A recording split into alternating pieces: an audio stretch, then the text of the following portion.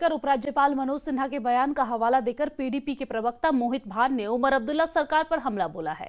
उन्होंने कहा है कि पीडीपी को विश्वास है कि उमर अब्दुल्ला सरकार शक्तियों का आनंद तो ले रही है, लेकिन इन शक्तियों का पूरी तरीके से उपयोग नहीं कर रही है। उमर अब्दुल्ला सरकार को कोई बहाना नहीं बनाना चाहिए, बल्कि जन कल्याणकारी योजनाओं को जमीनी स्तर पर लागू करने के लिए कदम उठाने चाहिए। मेरे साथ इस वक्त जुड़े हैं मोहित बान, ये स्पोक्स पर्सन है जम्मू कश्मीर पीडीपी से। मोहित जी, न्यूज़ 18 से बात करने के लिए धन्यवाद।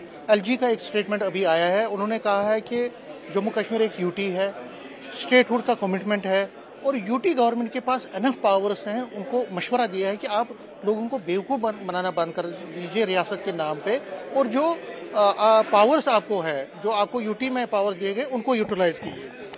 देखिए, मैं गवर्नर साहब ने क्या कहा है उसके ऊपर तो मैं रिएक्ट नहीं करना चाहता हूं, लेकिन हाँ, जहां तक एक इलेक्टेड गवर्नमेंट है, हम समझते हैं कि उनके पास लॉ एंड ऑर्डर या जो होम डिपार्टमेंट है उसके इख्तियार उनके पास नहीं है, उनकी पावर्स उनके पास नहीं है, बट उसको छोड़कर उनके पास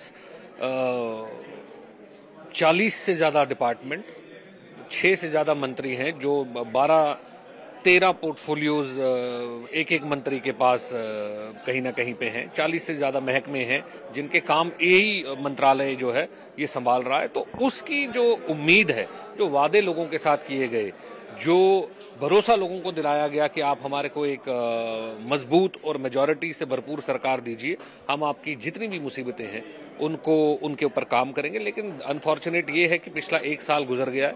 1 साल के अंदर आप जो वादे किए गए, मुझे नहीं नजर आता है ग्राउंड के ऊपर कि किसी के ऊपर भी कहीं कोई काम हुआ हो। आप बेसिक चीजें देख लीजिए।